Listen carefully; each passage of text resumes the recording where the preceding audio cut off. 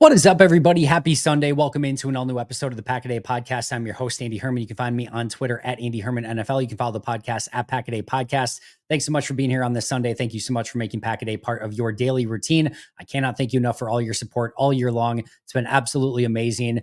Today, we've got a full slate of NFL action. Well, I guess not full because we had a Thursday night game, 2 Saturday games, and then we've got Packers on Monday night, but we still have a really fun Sunday. Not many of these left. So enjoy your NFL Red Zone and enjoy today because, again, there's only a couple more of these left through the course of the season. Then we get to playoffs, which is going to be a ton of fun as well. But what I want to do first before we get to our main topic, which is going to be kind of revisiting some of the scouting reports I thought today we would start with Evan Williams and Edgerrin Cooper as well. Thought those two would be really fun to look back on, see what scouts and myself got right, see what scouts and myself got wrong. So kind of fun, just look back what scouts were saying ahead of time and what we thought ahead of time and what these two players have become. Maybe we'll look eventually at Jordan Morgan, Javon Bullard, and maybe some of these picks, but I thought today would be really fun to take a look at Evan Williams and Edgerrin Cooper. Before we get there, here's sort of a what to watch for today, and specifically from an NFC standpoint, right? Because a lot can change in this NFC seeding and standings and who's in and who's out. So here's what you're looking for. You've got Giants, Falcons. This is an interesting one because if you want Green Bay to have a possibility of clinching the playoffs before we even get to Monday Night Football, then you're cheering for the Giants in this one. A Falcons loss or tie is necessary in order for Green Bay to clinch without needing anything to happen on Monday Night Football. All right, the two scenarios are, let's just take ties out of it because there's not going to be any ties in all likelihood. So you need a Falcons loss and either a Seahawks or a Rams loss, one of the two. Now, Rams face the Jets. We'll talk about that. Seahawks play the Vikings. That's a possibility, right? Seahawks could easily lose to the Vikings in that game. Rams could theoretically lose to the Jets. Maybe not super likely, but not impossible. But the hard one here is getting that first one down, which is Giants over Falcons. But you do have a new rookie quarterback, Michael Penix. The Falcons have not been playing good football. And again, if you're looking for the Packers to make the playoffs before Monday Night Football, then you're cheering for the Giants. However, if you're looking for maybe the easier team to get into the playoffs, then you're probably looking for the Falcons to win this, and you're going to cheer against the Buccaneers later as they take on the Cowboys. That, to me, is the interesting dynamic here. If you want the Packers to make the playoffs quicker, you're cheering for the Giants. If you want maybe the Falcons to get in that NFC South spot, well, then you want maybe the Falcons to win and the Bucs to lose. However, what if Minnesota's in that fifth spot? Or Detroit's in that fifth spot? Then would you prefer that it's Tampa instead of Atlanta so that Tampa could potentially get that win? That's where I kind of talk about when it comes to seeding and who you're cheering for at this point. It's really hard to tell because Green Bay could be the 5, the 6, the 7. They could face the 2, the 3, or the 4. And who you want in some of those situations could vary depending on which seed Green Bay is. So it's really sort of hard to play, playoff, mathematician at this point and say this is who we want to win. But it is what it is. I don't really know. I guess I'll cheer for the Falcons in this one because I don't really think that Green Bay needs the help. But I don't know that the Falcons being in is going to change too much anyway. And it could be the Vikings that get that easier draw then. Do what you will with that one. Bears-Lions is interesting. You never really want to cheer for the Bears, but the Lions losing could make it so that they have to go on the road, and maybe Green Bay doesn't have to face Detroit in Detroit. Now, maybe Philly and Philly is tougher. Maybe Minnesota and Minnesota is tougher with all of Detroit's injuries. I personally am not super afraid of going back into Detroit. They won there on Thanksgiving last year. I think they can win there. I think Detroit's even more beat up now. I'm not super afraid of that. Philly and Philly seems a little daunting. Even Minnesota and Minnesota feels a little bit daunting at the moment. But it's hard for me to cheer for the Lions at this point. So I'm probably going to be cheering for the Bears, but at least one to keep an eye on to see what happens with the Lions in that game. We talked about Rams, Jets. Probably want to cheer for the Jets in that one. But again, maybe you get Rams. Maybe the Rams knock off the Vikings. These are really tough things to kind of play out and see how they could go. But probably cheering for the Jets in that one. Eagles, Commanders. This is another one where if you want Green Bay to keep distance from that 7 seed, then you want to cheer for Philly. If you want Green Bay or maybe Philly to fall down in the standings a bit and not be quite as high, well, then maybe you're cheering a little bit more for the Commanders in this one. I think you're probably cheering for Philly a little bit more to kind of keep that pressure on Minnesota, Detroit. And then at the meantime, again, keep Washington back a little bit just in case something would happen with Green Bay. I would probably rather the Eagles just win this one, but that's a more interesting one as well. Again, more than anything, just kind of to keep an eye on.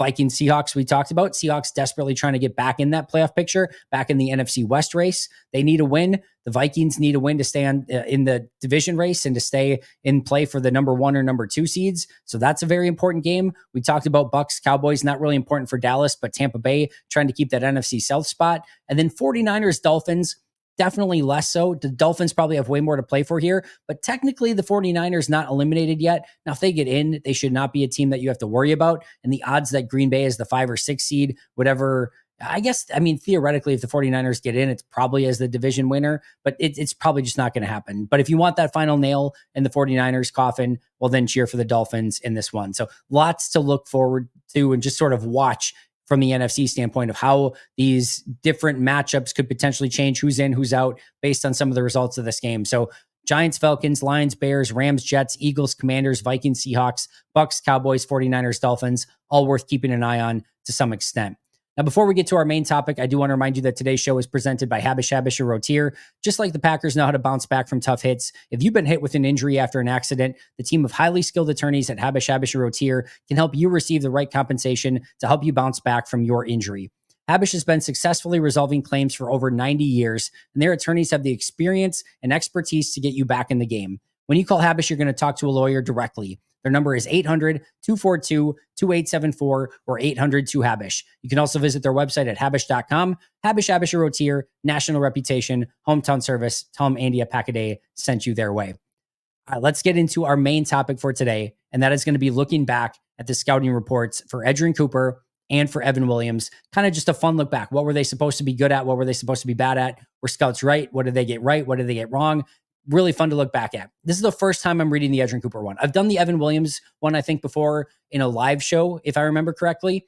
But this is the first time I'm ever looking at it. I put it in the notes. I copied and pasted it from where I did. I've not read it yet. So I'm very excited to go through this. I'm going to have the same reaction. I might not even understand some of my notes as I'm going through this. That's okay. I'm going to go through my notes first. Edgerrin Cooper, strengths, athleticism and speed, triggers and is like a missile to the ball carrier, legit sideline to sideline speed, easy mover, jumps off the tape. Change of direction. Time testing wasn't elite from a change of direction standpoint, but he shows the change of direction ability on tape. That is definitely transitioned over. Hitting and intensity. That was what I had listed as a strength. Now, I don't know that we certainly see the intensity. We see the ability to make some impact hits. I think there's even more there for Edgerrin Cooper still, where he hasn't had the opportunity, I think with some of the playing time and things like that, to really level some of those hits, but it's definitely in his repertoire, and I do think we're going to see more of it over time. Blitzing and closing speed. Check and check, right? He's one of the best blitzing linebackers in the NFL already, and the closing speed is instantaneous. That showed up on tape in college. The ability to be a quarterback spy. Now, we haven't had to see this a ton, but there's no jump to conclusion here, right? We know he could be one of the best quarterback spies in all of football because of that crazy speed of his. Diagnosing screens, both running back screens and wide receiver screens. Go back to that Jackson Smith and Jigba play, that little wide receiver screen over the middle, diagnosed it, attacked it, went and got him down immediately this past week. The game is starting to slow down for him, and he displays patience. I love that from his tape. You could tell as he went on in college, it got slower and slower for him, and he was able to digest more and take on more and just attack more. And we're starting to see that already in the NFL, where it hasn't been this massive leap for him where he can't make that jump from college to the NFL. He's really an impact player from day one. I talked about some of the plays that he made in college, including a wheel route and a Texas route from 2022, a year before. I thought he read the quarterback's eyes and was able to get in passing lanes really well. Hello, interception and pass breakup from this past week. Easy dropping into coverage and reacts quickly to what's in front of him. I also thought his effort was really good. Hello, gunner on special teams and one of the players on the kickoff coverage units making tackles. Effort all over the place. And I thought he continued to get better and better throughout his career. The Alabama game was a true highlight. If you go back and ever watch that, it is such a fun game. He just completely tore through Alabama in that game. It was really, really fun. Here are my weaknesses from Edgerrin Cooper. They didn't ask him to do a ton in coverage, so there was some projection there, which I think is still some of the reasons that they are easing him along. And we've seen some blown coverage assignments from him already this season, so that's something he needs to continue to work on. wrapping up and can get juked out in the open field by shiftier players, we haven't seen really that a ton. He's been good in wrapping up. I can't really recall any Edgerrin Cooper missed tackles off the top of my head, and I haven't really seen him get beat by a shiftier player. Hopefully that stays the case. That was something I saw in college that I can't say has translated to the NFL so far. He will play too fast and too high.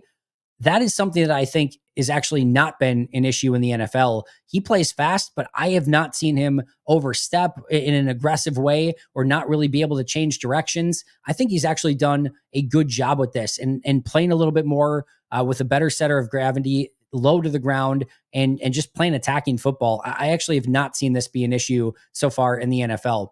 Avoids blocks rather than taking them on. Yeah, that's a little bit of Coop here. That's expected with what he is kind of as a linebacker. It's why he's not in, again, a lot of base downs, but there's still ways that you can utilize him. And by the way, he's really good at dodging defenders. So at least he's really good at what he's trying to do. He will hunt sometimes effectively with his own plan of attack, which means he doesn't always play within the realm of the defense. It means that he's kind of going sometimes off and doing his own thing. But I noted here, even when he did that, it kind of worked more often than not.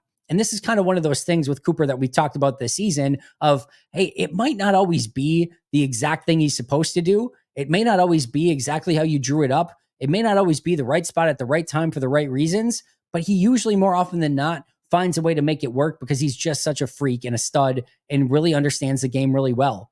And you're willing to have a little bit more forgiveness in those situations because of all that he's able to do with all of his talents.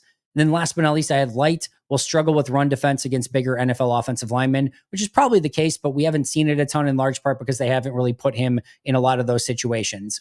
My final thoughts on him going into the draft, or maybe this was right after they drafted him. I know I did a scouting report ahead of time as well, but personally, I had him as the number one linebacker in the draft. I had him as a fringe first or second round pick, or like late first, early second round pick. I had him as the top player at a weak position in the draft, which of course was linebacker. I thought he fit Jeff Hafley's defense really well, fit Scoot's definition of what he wants at the linebacker position. I thought that pick 41 felt perfect. So this is beforehand. So I thought that pick 41 felt perfect.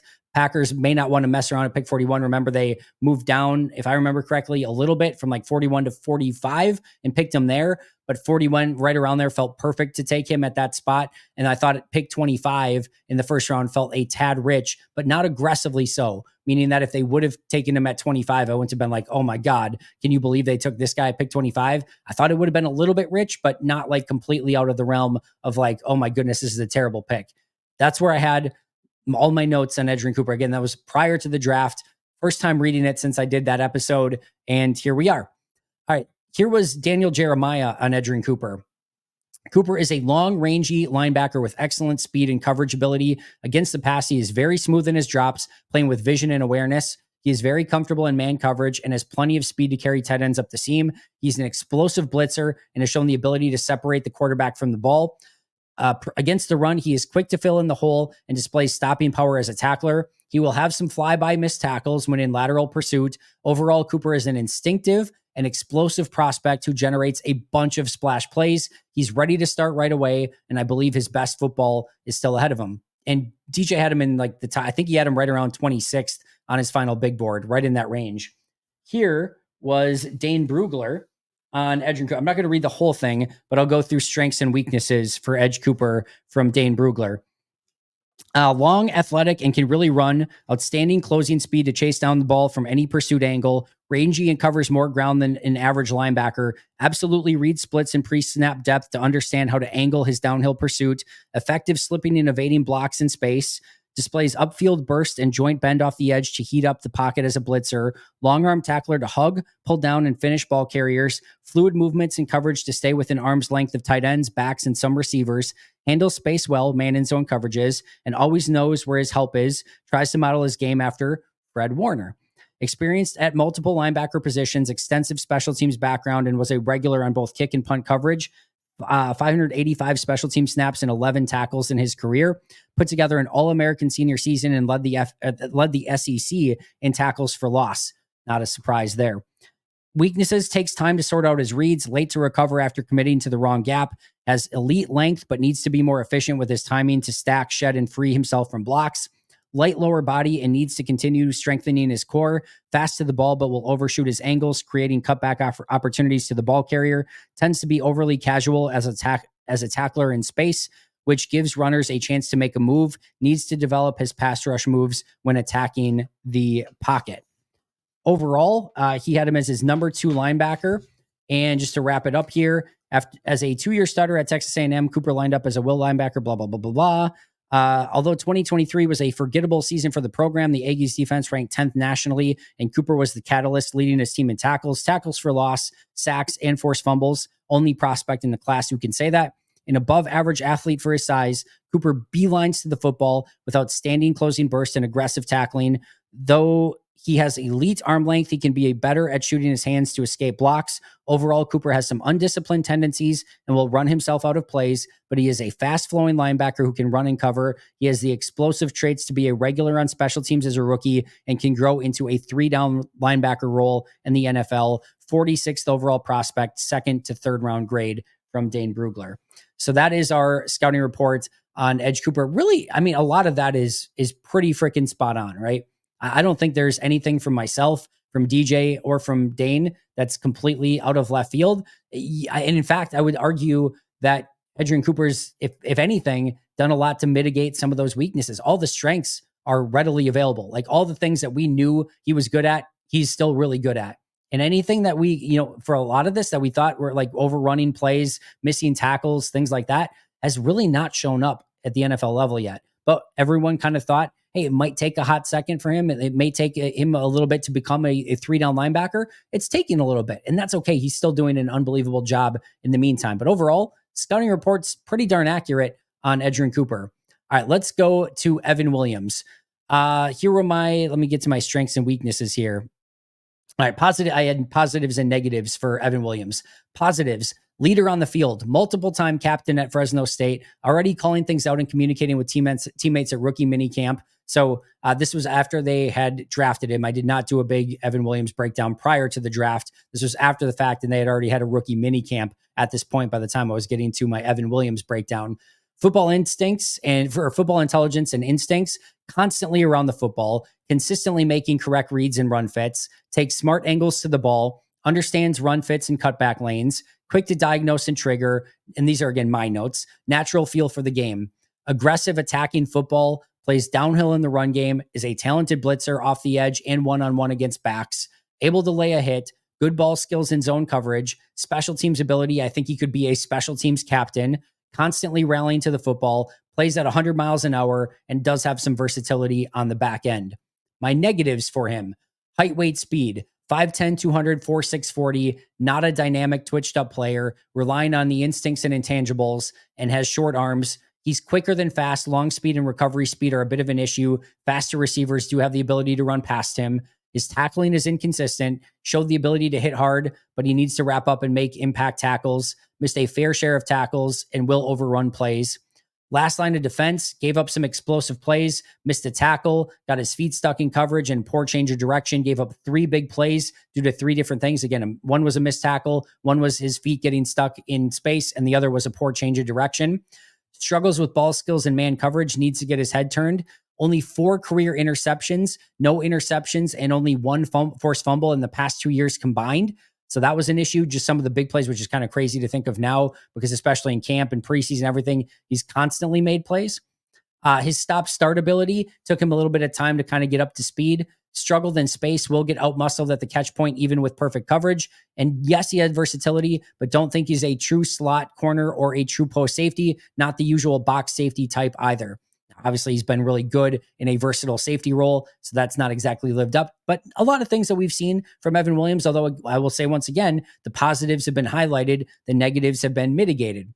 What I thought he could bring to the Packers in 2024, competition, depth, special teams, and some unique packages. Wouldn't rule out the ability to have a significant role within the team. I thought at worst he would be a role player, special teams player, and depth piece. And I did think he was a great scheme fit and attacking piece within this Jeff Hafley defense. My final thoughts: tape was inconsistent, but I really enjoyed watching him play.